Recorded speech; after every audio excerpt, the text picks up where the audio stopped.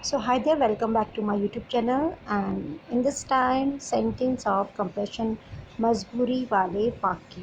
So today we will just describe क्या होते हैं कंप्रेशन सेंटेंस, हम किसको कहते हैं, तो इनको हम समझेंगे. Okay, so we have learned about tenses and crossed an important milestone. Knowledge of tenses is the most basic part of learning English. In our daily life, we express all emotions and compulsions in words. So this topic is on sentence of compulsions. So हमने tense के बारे में सीखा है और एक महत्वपूर्ण मील का पत्थर पार किया. अंग्रेजी सीखने के लिए tense का ज्ञान सबसे बुनियादी हिस्सा है. अपने दैनिक जीवन में हम सभी भावनाओं और मजबूरियों को शब्दों में व्यक्त करते हैं. यह विषय मजबूरी वाले वाक्यों पर है. हम सभी हर दिन कार्य करते हैं. हम पाते हैं कि कुछ क्रियाएं हम अपनी इच्छा अनुसार करते हैं और कुछ क्रियाएं हमें मजबूरी में करनी पड़ती है. हम मजबूरी वाले वाक्यों द्वारा शब्दों में मजबूरी व्यक्त करते हैं. We all act every day. We find that some actions we perform as we wish and some action we have to do under compulsion. We express compulsion in words by sentences of compulsions. So look at the sentences. हम अपनी इच्छा के अनुसार करते हैं तो हम कहते हैं we do as we wish then we say. हम अपनी इच्छा के अनुसार करते हैं we do as we wish तो हम कहते हैं then we say. मुझे काम करना है I am to work. उसे सभी के लिए खाना बनाना है. She is to cook for all. She is to cook for all. जब हम इसे मजबूरी के तहत करेंगे तो हम कहेंगे when we do it under compulsion we will say. मुझे काम करना पड़ता आई हैव टू वर्क. उसे सभी के लिए खाना बनाना पड़ता है. She has to cook for all. तो इसमें क्या होता है कि मजबूरी व्यक्त करने के लिए हम helping verbs has to, have to, had to, will have to, shall have to के बाद टू को लगाते हैं. ठीक है, टू को ऐड करते हैं. We add to after helping verbs has, have, had, will have, shall have to express compulsion.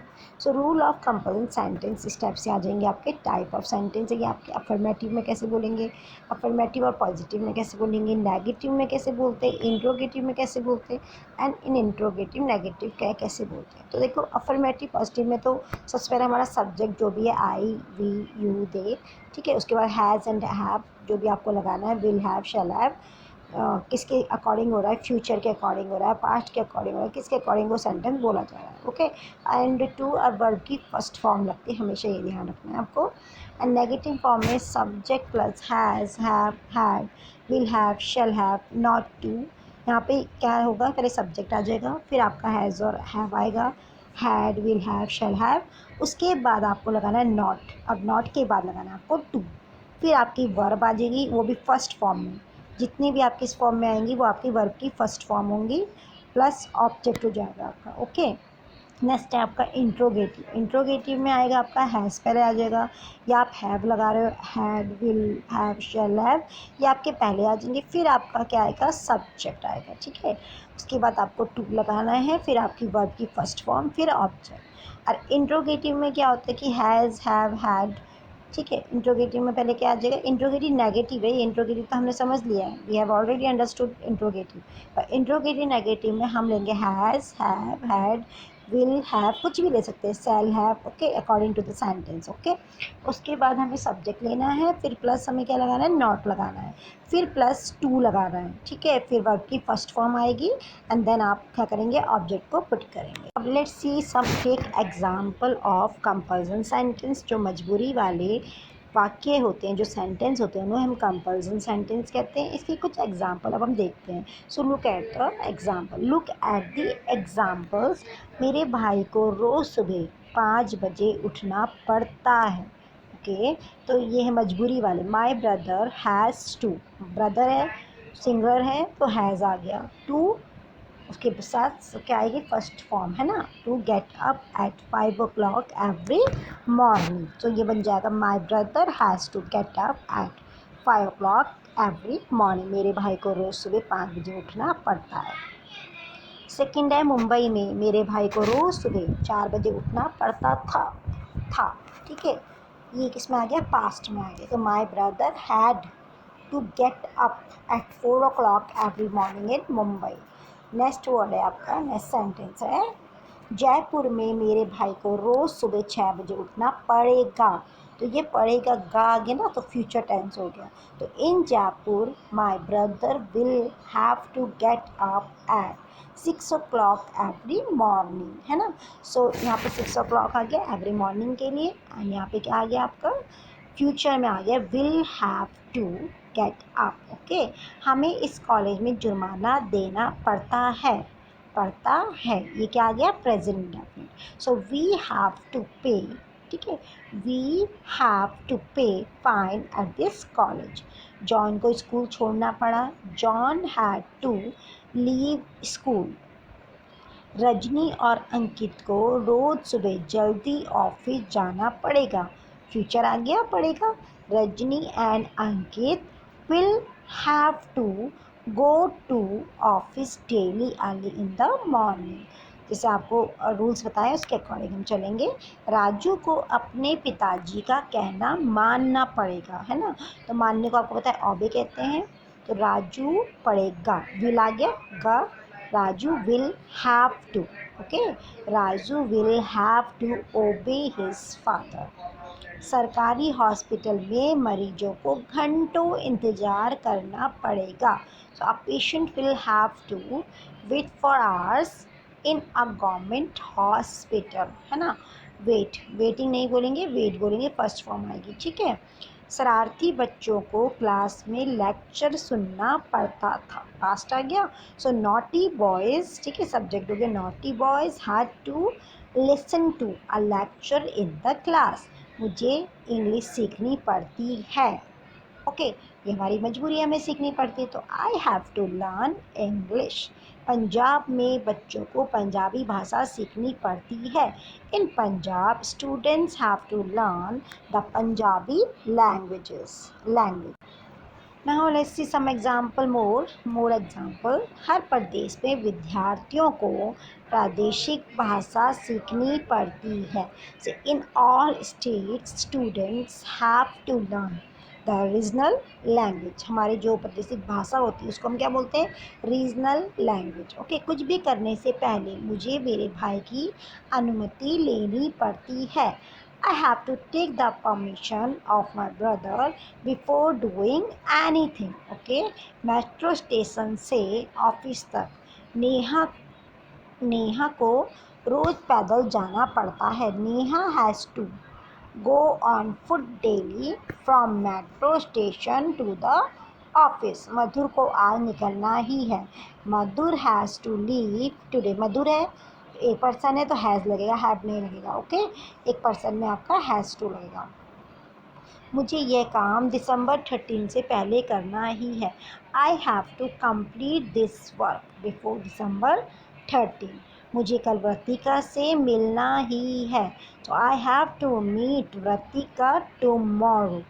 मुझे कल हॉस्पिटल में डॉक्टर से मिलने के लिए 3 घंटे लाइन में इंतज़ार करना पड़ा।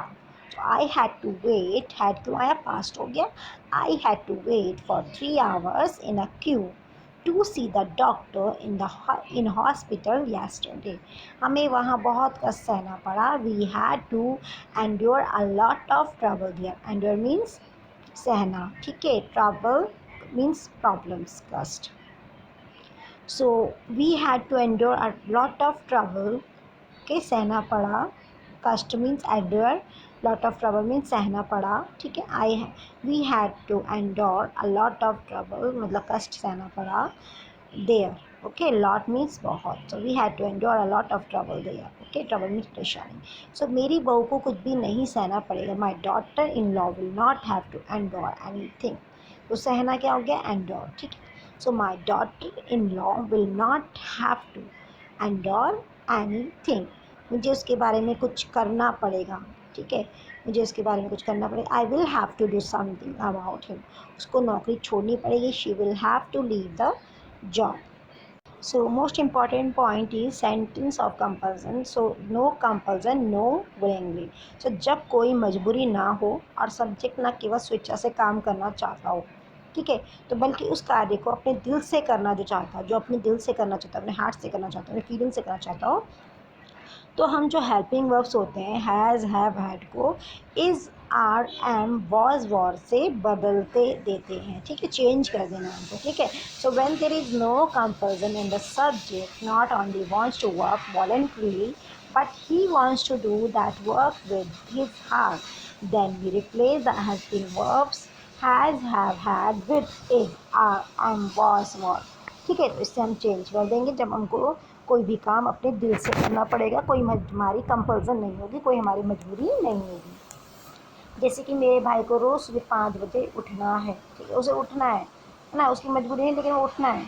सो my brother is to get up is to okay is to get up at 5 o'clock every morning.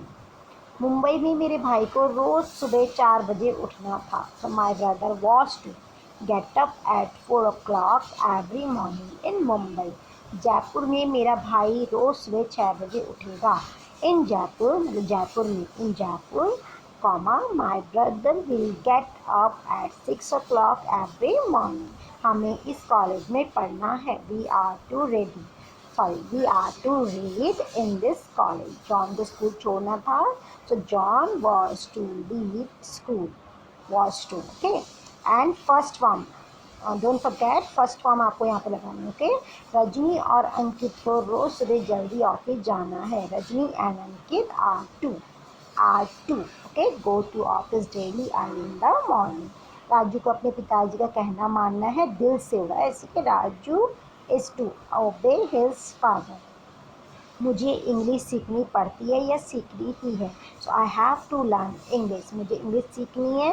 So I am to learn English. देखो यहाँ पे अगर कॉम्प्लेक्सन आ गया, मजबूरी आ गई, तो I have to learn English. और अगर दिल से हमें करना ही है, भाई हमारे मन है, हमारी मतलब बहुत इच्छा है हमारी इंग्लिश सीखने की, so I am to learn English, मुझे इंग्लिश सीखनी थी। I was to learn English. Next, मुझे इंग्लिश सीखनी ही थी, तो I had to learn English. यहाँ पे कंपल्सन हो रहा है, लेकिन मधुर को आज निकलना ही है, एक प्रकार की मजबूरी है, तो Madhur has to leave today. Madhur को आज निकलना है, Madhur is to leave today. Madhur को आज निकलना था, Madhur was to leave today.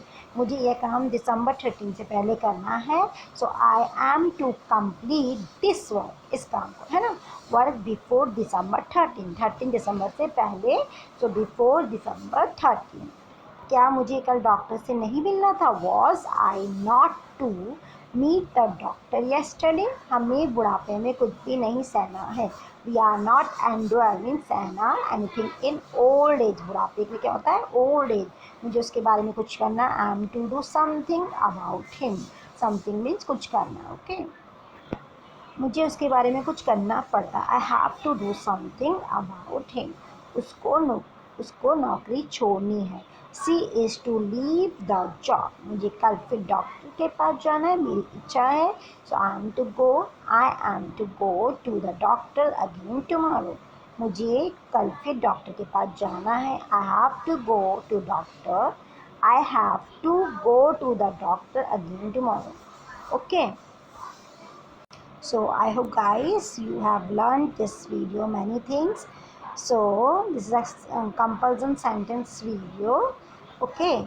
So if you like this video, please subscribe my channel, press the like button and share this video also. Thank you guys for watching this video. Thank you.